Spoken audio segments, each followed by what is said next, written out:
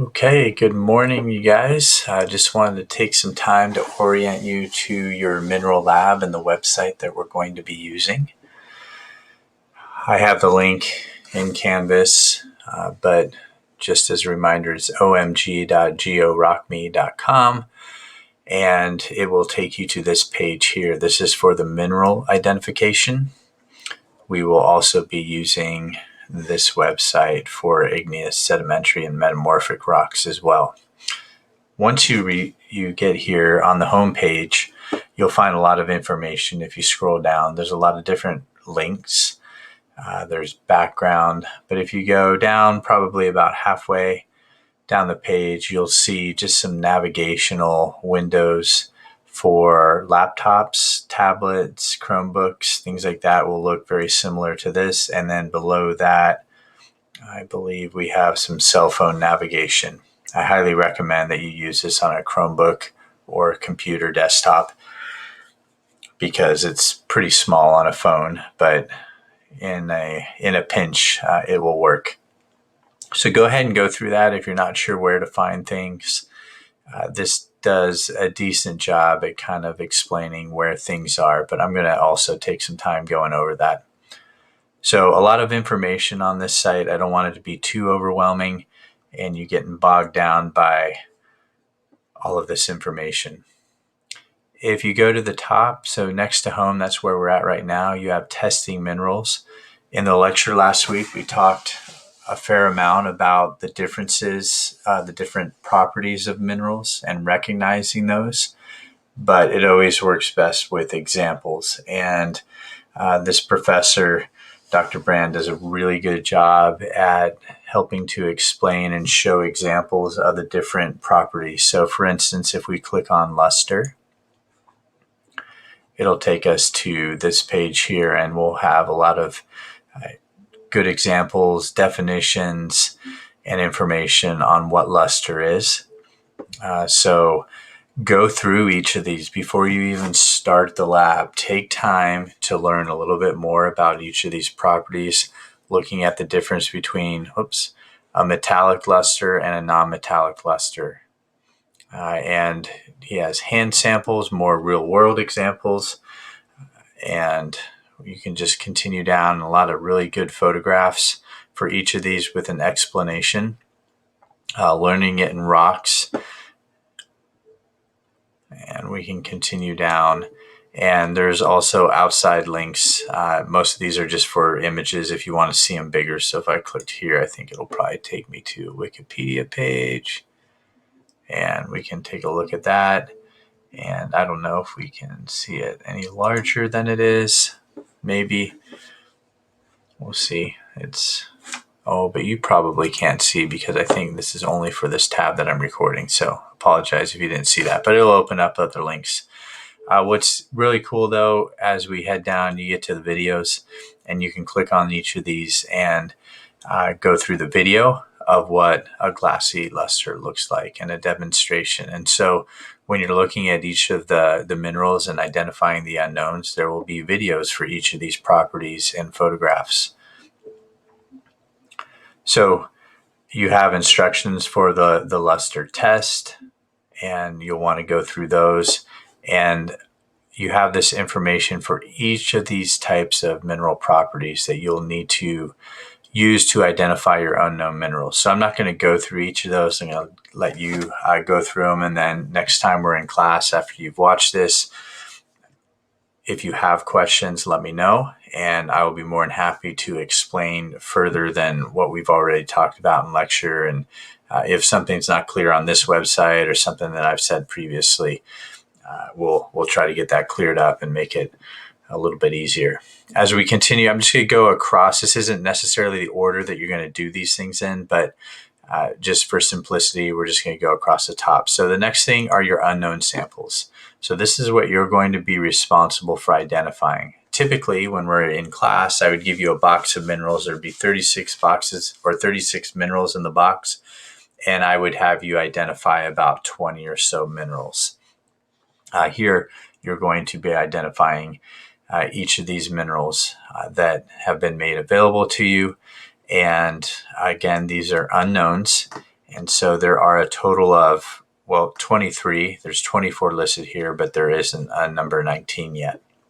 All right. So what you'll do is you'll click on a mineral. So let's choose mineral number 3.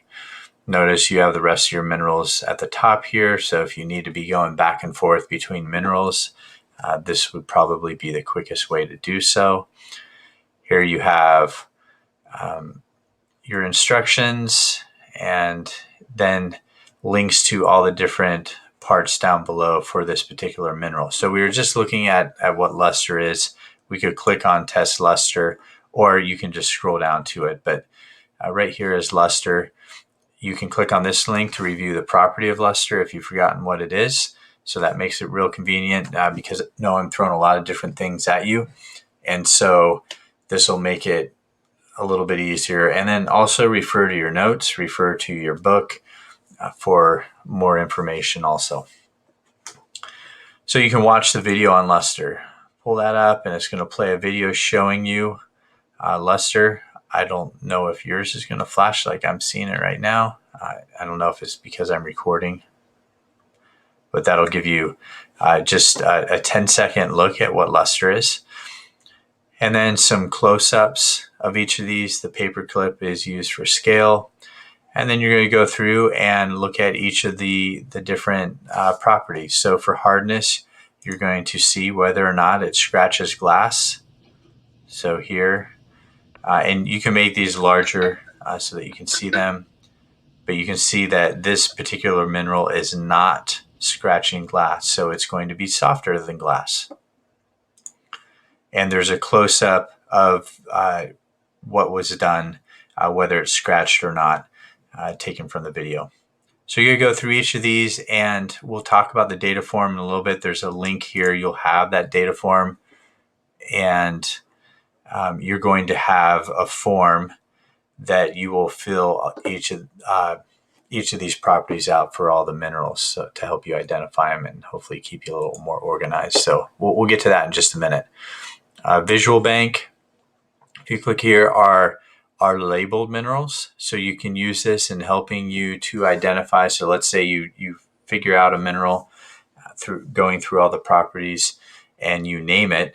And let's say that you named it quartz. You can click on this and that's going to give you more information about quartz, talk about the hardness and all these things that you went through, identifying the properties, showing you some video of quartz, and that will hopefully help solidify your choice for your unknown sample. They're not going to look identical, so don't expect to see the exact same looking sample of quartz here as your unknown, but this will hopefully help.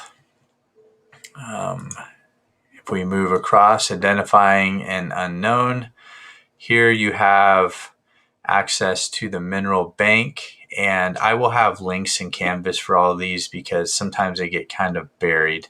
But if you actually click on this, it's going to take you to a spreadsheet with all the different types of minerals that could be in your sample. So this narrows it down from the thousands of minerals that are out there and gives you the properties that you'll be looking for. And so you can use this to help identify what your unknown minerals are.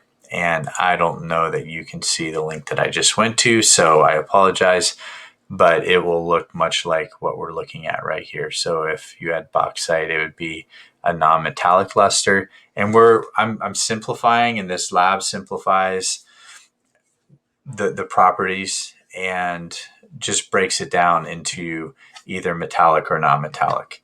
And for the hardness, whether it's above 5.5 or below 5.5. If we were in the classroom, we would be a little bit more specific, but this will get us pretty darn close and help you identify each of your unknowns. Okay. Again, the data form that I talked about is linked here. You can, Canvas is probably going to be the easiest place to find that. Let me scroll down so we can see these. Digital Bank is what we were just looking at. There's practice quizzes here. This will be good for when we get close to quiz time. And right now it looks like there's only the Lester one. He might be putting some up. I don't know if it'll happen while we're doing things. I thought there were some more, but maybe it's just this Lester one. There's more video resources, and you can click on those. A lot of those are already embedded and used, but this is just an additional resource and kind of all in one place for you. We'll look at this a little bit later if we haven't already by the time I give you this video, but mineral resources and how they're used, a lot of good information for instructors. That's for me, not for you. If you want to save time, don't worry, you're not going to find the answers on here. He's got them locked down. And other activities, and so we'll wait on that. So the main ones that you're going to be using are your homepage. Testing minerals is where you're going to really start out, and then you're going to get into your unknown samples here. So hopefully this helps guide you on this particular page. If you have questions, please ask. Don't flounder your way through if it's not making sense. And I hope this helps.